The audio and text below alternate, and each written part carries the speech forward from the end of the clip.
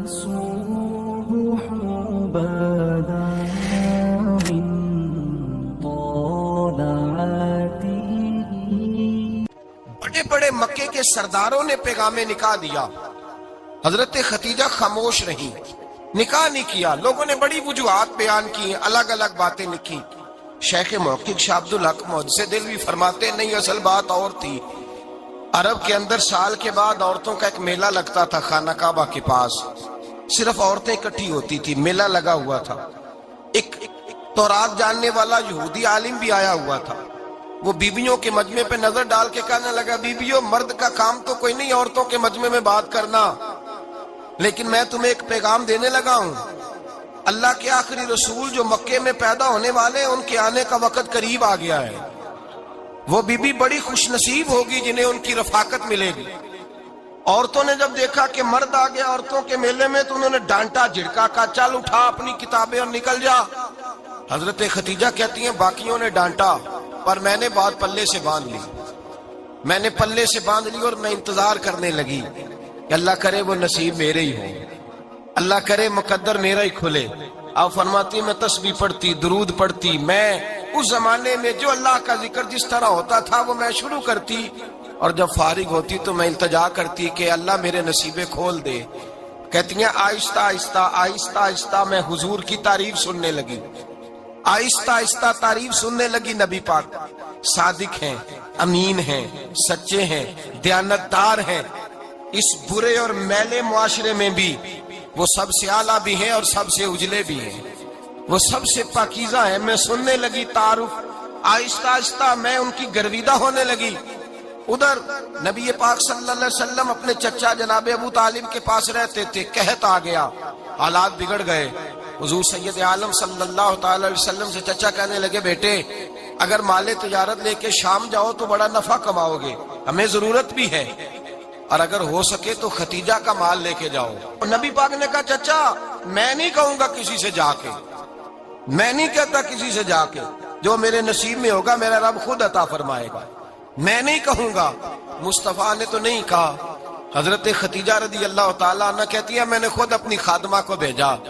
میں نے کہا جا کے پوچھو تو صحیح کہ میرا مال قبول ہوتا بھی ہے کہ نہیں، پوچھو. نبی پاک صلی اللہ علیہ وسلم سے پوچھا.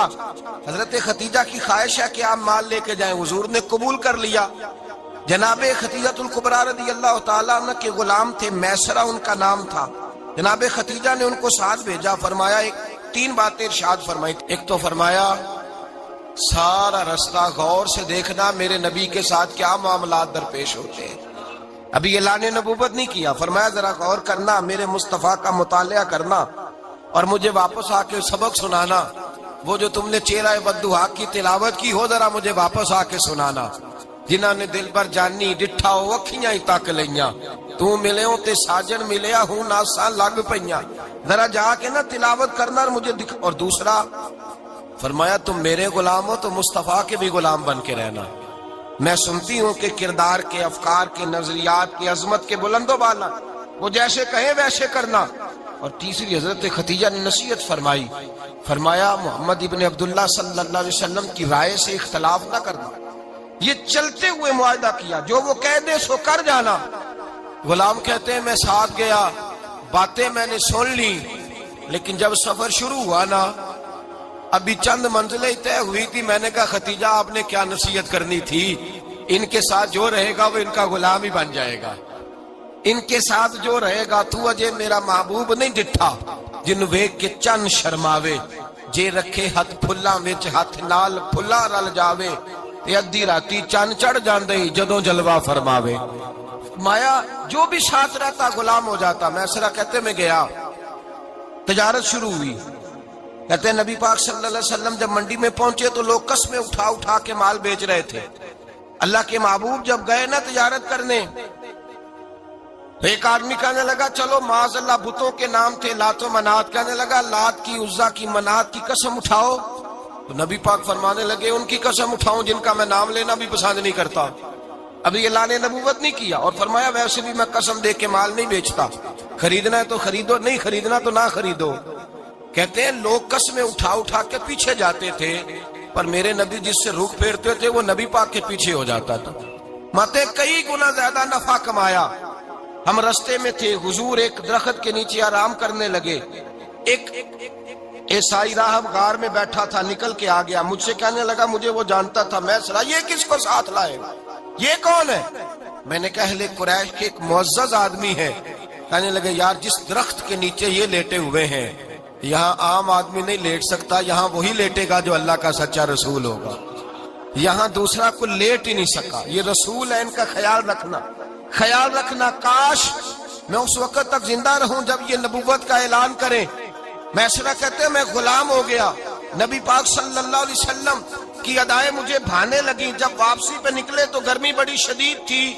فرماتے ہیں جب دھوپ تیز ہوتی تو بادل کا سایہ آ کے حضور پہ سایہ کر دیتا. بادل کا ٹکڑا نبی پاک پہ. اللہ جانے کہاں بیٹھ کے لوگوں نے کتابیں پڑھی ہیں جو کہتے ہیں 40 سال کے بعد نبی بنے تھے. پتہ نہیں کہاں بیٹھ کے کتابیں پڑھی ہیں. ہم نے تو جو سیرت پڑھی ہے وہ بتاتی ہے کہ تیری حیات پاک کا ہر لمحہ پیغمبر لگے، ہر لمحہ پیغمبر لگے. یہاں تو وہ لوگ جو کئی سال پہلے 20 اور 25 سال پہلے حضور سید عالم صلی اللہ علیہ وسلم کی رفاقت میں رہے وہ اعلان کر لوگ پتہ نہیں کہاں بیٹھ کے کتابیں پڑھتے ہیں، کہاں بیٹھ کے. میرے نبی پاک سے صحابہ نے پوچھا حضور آپ کب نبی تھے؟ فرمایا ابھی آدم کی مٹی گوندی جا رہی تھی، ابھی آدم کی مٹی گوندی جا رہی تھی، میں تب بھی اللہ کا رسول تھا. میرے بھائی نبی رحمت سید عالم صلی اللہ علیہ وسلم کے غلام حضرت ختیجہ کے غلام کہتے واپس آیا. اور پہلے بھی کئی دفعہ حضرت ختیجہ کا مال گیا تھا، بڑے نفع آئے تھے، پر جو نفع اس سال آیا وہ پہلے کبھی نہیں آیا تھا. کہتے ہیں مجھ سے حضرت ختیجہ کی سہیلی بھی بیٹھی تھی، میں بھی آ گیا. اور جناب ختیجہ کی سہیلی کہنے لگی چل مال کے بارے میں کچھ بتا، کتنا بکا؟ میں نے کہا مال چھوڑو، مصطفیٰ کی سنو. اور پھر کہتی چلو ٹھیک ہے، بادل سایہ کرتا تھا، چلو ٹھیک ہے. تم سے راہب نے پوچھا تھا یہ صحیح ہے، انہوں نے تیری سارے رستے بڑی خدمت کی، تیرا بڑا خیال رکھا، پر یہ بھی بتا تجارت کیسے ہوئی؟ تو میں سر کہنے لگا زندگی میں نے بھی ساری گزار دی ہے، پر اس رسول کے ساتھ 4 دن ہی گزارے ہیں. حد ہو گئی مجھ سے، اور کچھ نہ پوچھو، اور کچھ نہ پوچھو. آ میرے دل آمنہ کے لال کی باتیں کرے، اور کچھ نہ پوچھو، بس ذکر ان کا چھیڑیے ہر بات پر، اور چھیڑنا شیطان کا عادت کیجئے. بس مجھے حضور کے تذکرے بیان کرنے ہیں، ذکر مصطفیٰ کرنا ہے. حضرت ختیجہ الکبریٰ بڑی متاثر ہوئی. کہتی ہیں مجھے درجنوں لوگوں نے پیغام نکاح دیا تھا پر میں نے سنی نہیں تھی. میں نے نفیسہ کے ہاتھ پیغام بھیجا. میں نے کہا میری عمر 40 سال ہے، ان کی 25 سال، اور میرا احوال اور طرح کا ہے. وہ شہنشاہ ہے، جا کے پوچھو تو صحیح، بھلا میں قبول ہوتی ہوں؟ پوچھو. نفیسہ کہتی ہیں میں آئی تو وہ خاتون جن کے لیے لوگ بڑے بڑے قریش پیغام دیتے تھے پیغام لے کے آئی. تو رسول پاک نے عجیب رنگ بیان کیا اپنی سیرت کا. جب میں پہنچی میں نے کہا ختیجہ نکاح کرنا چاہتی ہیں؟ نفیسہ کہتی ہے میرا خیال تھا کہ کوئی اور ہوتا تو کرسی سے اٹھ کھڑا ہوگا، فوراً کہے گا اچھا جلدی کرو بات کرو. جب میں نے آ کے کہا نا حضور ختیجہ نکاح کرنا چاہتی ہے تو نبی پاک نے میری طرف دیکھا، فرمایا وہ کہتی ہے کہ تم کہتی ہو؟ کہا وہ کہتی ہیں. تو حضور نے فرمایا ٹھہر جاؤ، میں اپنے چچا سے پوچھ کے بتاؤں گا، میں مشورہ کروں گا، میں پوچھ کے بتاؤں گا. آج بچوں کو کچھ سبق بڑے یاد ہیں. کہتے ہیں پسند کی شادی کرنا حضرت صاحب ناجائز ہے؟ پسند کی شادی کرنا کوئی ناجائز ہے؟ اور میں نے کہا بھائی صرف ایک ہی جائز چیز رہ گئی اور کوئی شے جائز نہیں. یہ ایک ہی جائز چیز ہے جس کا فتویٰ سارے نوجوان پوچھتے پھرتے ہیں، سارے رانجے بنے پھرتے ہیں، مجنوں بنے پھرتے ہیں، سارے مئی وال ہو گئے. اللہ پاک وہ ہدایت کی توفیق عطا فرمائے. سارے اس بری لت کا شکار ہو گئے. او بھائی نبی پاک سوائے خدا کے کسی کے پابند نہیں، لیکن میرے مصطفیٰ نے اپنی امت کو یہ درس دیا ہے کہ جو بڑوں کے شفقت کے سائے میں چلتا ہے اللہ اس کی مدد فرمایا کرتا ہے. تجھے کیا پتا تیرا اچھا بھلا کس بات میں؟ کہا نکاح کرنا چاہتی ہوں، فرمایا چچا سے پوچھ کے بتاؤں گا. ختیجہ رضی اللہ تعالیٰ عنہ کہتی ہیں انہوں نے پوچھا. جناب ابو طالب کہنے لگے یہ تو خوش قسمتی ہے کہ ہمیں ایسی بہو مل جائے جس کے کردار میں، افکار میں، نظریات میں اتنی نفاست. مصطفیٰ کریم کے ساتھ نکاح ہوا، قربان جائیں. حضرت ختیجہ الکبریٰ کی شادی ہوئی تو بھائی بڑا مشکل ہوتا ہے، بڑا مشکل ہوتا ہے اپنے آپ کو ڈھالنا. لیکن جناب ختیجہ کی زندگی اٹھا کے دیکھو، میں یہ نہیں کہہ سکتا وہ کروڑپتی تھی، ارب خرب کی میں بات ہی نہیں کر سکتا، اور 20 نوکرانیاں تھیں ان کے پاس، درجنوں ان کے پاس غلام تھے، لیکن جب رسول اللہ کے دروازہ نور پہ آئی ہیں، انہوں نے میرے نبی کے گھر میں جھاڑو بھی دیا ہے، انہوں نے حضور کے کپڑے بھی دھوئے ہیں، انہوں نے رسول اللہ کے لیے اپنے ہاتھوں سے کھانا بنایا، انہوں نے دیکھا کہ نبی پاک صلی اللہ علیہ وسلم کو دولتوں سے، تجارتوں سے، سرمایے سے پیار نہیں، جتنی دولت تھی شام کو لا کے قدموں میں رکھ دی، کہا محبوبہ جب میں تیری ہوں تو میری ہر شے ہی آپ کی ہے۔ چند دنوں میں حضور نے ساری چیزیں دے دی اللہ کے رستے میں، ہر چیز نبی پاک نے دے دی۔ حضرت خدیجہ الکبریٰ کا حال یہ تھا کہ ایک جوڑا رہ گیا، کئی جگہ سے پیوند لگے ہوئے، میں گڈی ہاتھ ڈور سجن دے او جنج رکھے اونج رہنا، واجب نہیں جے وچ شریعت مندہ قسم نو کہنا، بس ٹھیک ہے جس حال میں محبوب راضی ہیں، کہا ہر چیز قدموں میں رکھ دی، اور حضور کے ہر رشتے کا خیال کیا، نبی پاک کی ہر خواہش کا، عورتیں بالخصوص میری بات پہ توجہ کریں جو عرض کرنے لگا ہوں، آگ لگی ہوئی ہے گھروں میں، فساد ہے، لڑائی ہے، جھگڑا ہے، دنگا ہے، یہ تیرا رشتہ دار وہ میرا رشتہ دار، جب تیرے آتے ہیں تو روٹیاں جلدی پکتی ہیں، جب میرے آتے ہیں تو بیماریاں بڑی ہوتی ہیں، تیرے میرے کا جھگڑا۔ آؤ میرے مصطفیٰ کریم سید عالم کا بھی حال دیکھو، حضرت حلیمہ سعدیہ ملنے آئی، شادی کو کچھ دن گزرے تو حلیمہ سعدیہ ملنے آئی، حضرت حلیمہ سعدیہ سگی اماں نہیں رضائی اماں ہے، یہاں تو سگی اماں برداشت نہیں ہوتی، سگی اماں، اور وہ بہو سوچتی نہیں بات کرتے ہوئے، سوچتی نہیں، وہ سوچتی نہیں کہ کس کے بارے میں بات کر رہی ہے، اسے پتہ ہی نہیں کہ تجھے تو پلا پلایا یہ ملا ہے نا، کبھی اس کی اماں سے پوچھ اس نے کتنی تکلیفیں برداشت کی ہیں، اس سے پوچھ کس دقت میں، کس آزمائش میں اس بچے کو پروان چڑھایا ہے، تو آج مالک بنی ہے تو تو رنگ ہی بدل گئی ہے، اور بچہ بھی بیوی کے ساتھ مل کر کے اماں کی غیبت کرتا ہے، سوچتا ہی نہیں کہ بات کس کی ہو رہی ہے، اسے خیال ہی نہیں آتا۔ حضرت حلیمہ سعدیہ رضائی ماں ہے، جب تشریف لائیں تو مصطفیٰ کریم نے فرمایا خدیجہ یہ میری اماں ہے، جناب حلیمہ سعدیہ کہتی ہیں میں گھر میں رہی، میری خدمت کی، مجھے کھانا پکا کے دیا، بستر بچھا کے دیا، کپڑے لے کے دیے، اور جب میں جانے لگی تو کہنے لگی آپ میرے مصطفیٰ کی اماں ہیں، پہلی دفعہ آئی ہیں، تھوڑا سا تحفہ نہ دے دوں؟ میں نے کہا جیسے مرضی۔ حضرت حلیمہ کہنے لگی تو جناب حلیمہ سعدیہ کو 40 بکریاں اور 1 اونٹ تحفے میں عطا فرمایا، اور یہ جو بی بی آ کے مالی بنی ہے نا آج، جس درخت کی چھاؤں میں تو بیٹھی ہوئی ہے نا، اگر تو سمجھے تو اصل احسان اس ماں کا ہے جس نے یہ پروان چڑھا کے تجھے دیا ہے، اصل نیکی اس اماں کی ہے جس نے تیرے سر پہ یہ سرتاج رکھا ہے، اور تو اس ماں کو ہی بھول گئی ہے۔ اور شکوہ بہو سے نہیں، شکوہ اس بیٹے سے ہے، بیٹے سے ہے جو علیحدہ بھی ہونے لگا تھا تو اماں سے علیحدہ ہو گیا ہے، جس نے سوچا ہی نہیں کہ ماں کے ہاتھ اٹھ جائیں تو عرش کا مالک کہتا ہے فرشتوں سے کہ پیچھے ہٹ جاؤ، ماں اور باپ اولاد کے لیے جو مانگے گے میں فوراً عطا کروں گا، تجھے پتہ ہی نہیں۔ اور ادھر رسول پاک کا کیا حال ہے، کہتے ہیں وہ تیرے رشتہ دار ہے، تیرے بہن بھائی ہیں، تو جا میں تجھے دروازے پہ چھوڑ آؤں گا، تو مل ان سے، میں نہیں ملتا، میں صاحب ہوتا ہوں، میرا ان سے کیا لینا دینا۔ حضرت خدیجہ کے بھائی نہیں تھے، نبی پاک صلی اللہ علیہ وسلم کے سسر حیات نہیں تھے، 2 بیٹے تھے حضرت خدیجہ کے، اور وہ دونوں بیٹے پچھلے خامن سے تھے۔ ذرا عقل کی کسوٹی پر تولیے گا کہ کسی بی بی کے بیٹے ہوں اور پچھلے خامن سے ہوں، اس آدمی کا رویہ کس طرح کا ہوتا ہے، لیکن میرے رسول پاک کا رویہ اس طرح کا تھا۔ میں آپ کو سیرت کی کتابوں سے امام حلبی نے، کستلانی نے، صاحب فتح الباری نے لکھا ہے، رسول کائنات سید عالم صلی اللہ علیہ وسلم سوئے ہوتے تھے، اور جاگو اور سنو، اللہ کرے حضرت خدیجہ کا میرے نبی سے رشتہ اور میرے نبی کا حضرت خدیجہ کا رشتہ ہماری سمجھ میں آ گیا تو سمجھ لو ہمارے گھر جنت بن جائیں گے، روشنی پھیل جائے گی، سمجھو اور سیکھو۔ حضرت عائشہ صدیقہ فرماتی ہیں نبی پاک سو جاتے تھے نا دوپہر کو تو کہتی تھی مولا علی سے لے کر ابو بکر صدیق تک کسی کی طاقت نہیں ہوتی تھی حضور کو آ کے بیدار کرے، سوء ادب سمجھا جاتا تھا۔ اور میں ایک جملہ آگے بڑھا کے کہوں گا، میں کہوں گا اماں جی آپ تو مولا علی سے لے کر ابو بکر صدیق تک فرماتی ہے نا، ہمارا تو عقیدہ یہ ہے کہ مصطفیٰ سو جائے تو جبریل بھی نہیں جگا سکتے، وہ بھی نہیں آ سکتے, وہ بھی ہاتھ باندھے کھڑے ہیں کہ مولا کیسے جگاؤں. حضرت جبریل بھی نہیں جگا سکتے.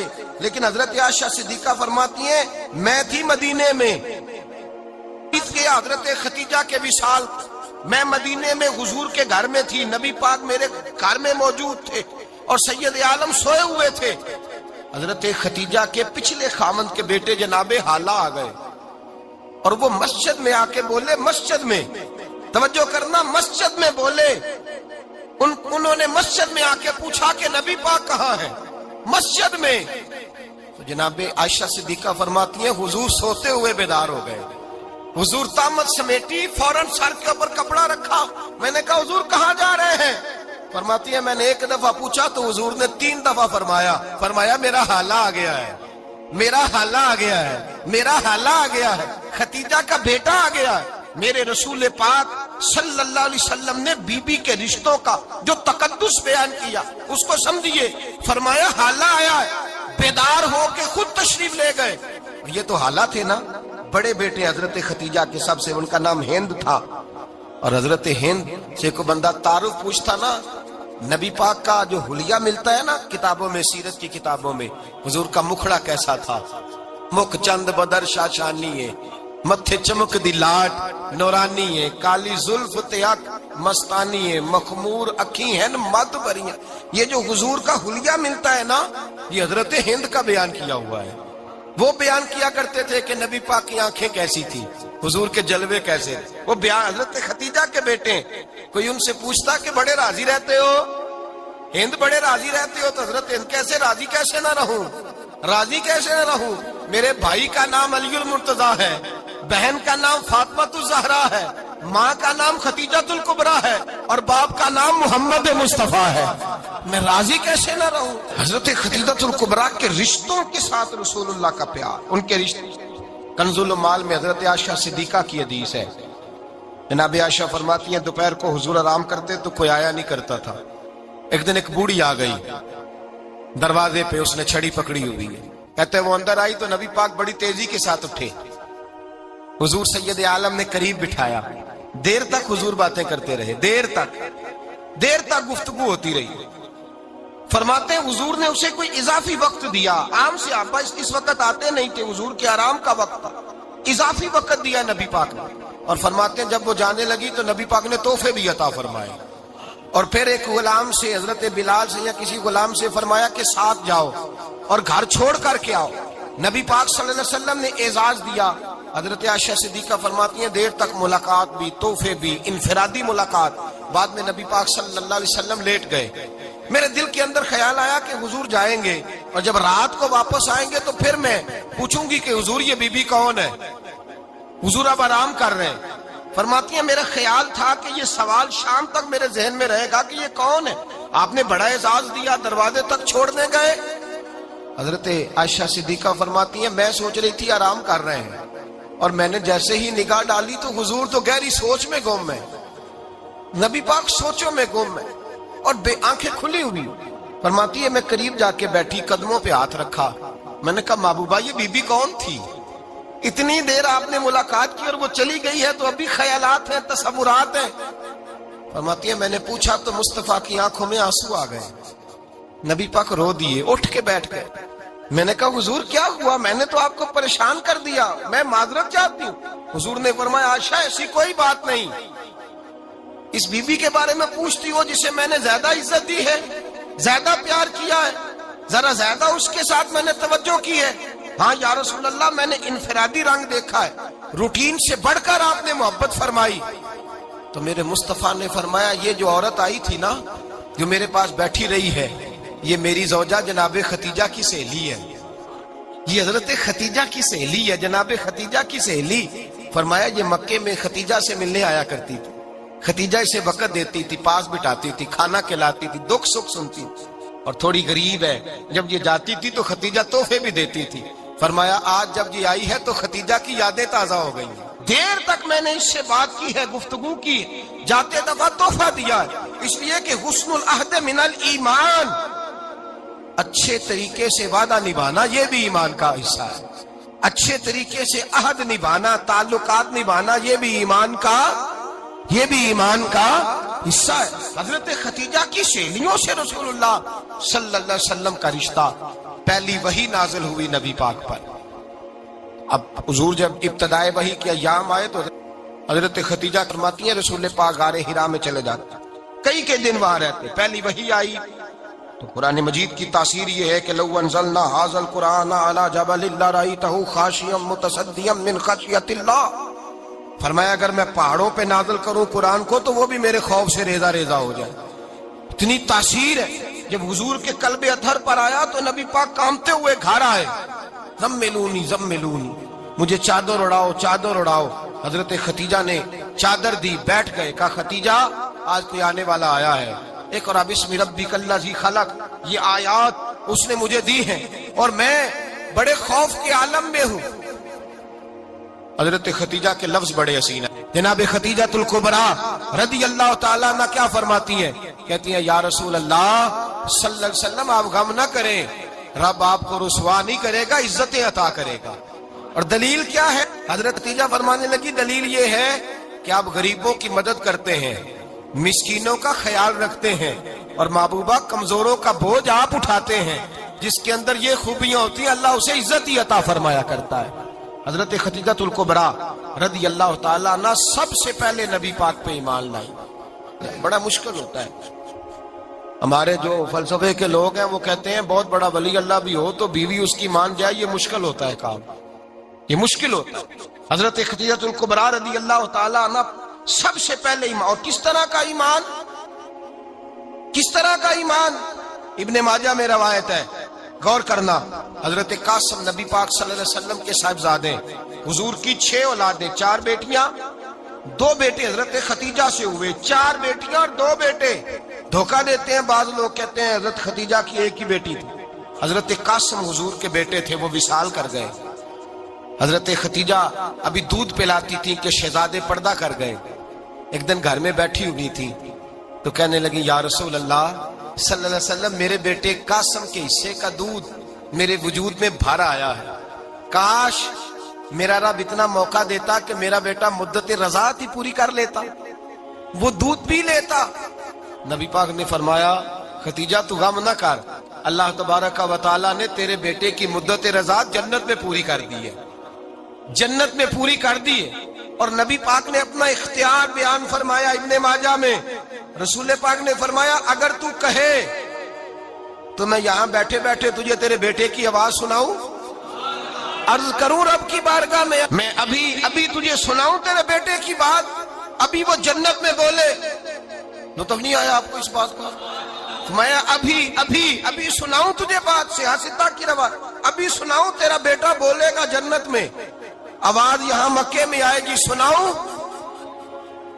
بڑے لوگ کرامت دیکھنا چاہتے ہیں, معجزہ دیکھنا چاہتے ہیں, کہتے ہیں میں تو وہ دیکھ کے آؤں گا. کہا سناؤں. حضرت ختیجہ کا ایمان دیکھیں, کہنے لگی محبوبہ مجھے سننے کی کیا ضرورت ہے, میں خدا کو بھی مانتی ہوں, محمد مصطفیٰ کو بھی مانتی ہوں, میں بن دیکھے ہی مانتی ہوں, بن دیکھے ہی مانتی ہوں, مجھے سننے کی ضرورت آپ نے کہہ دیا تو سو ہو گیا, مجھے حاجت. حضور کہہ رہے ہیں اگر تو کہے تو دعا کروں.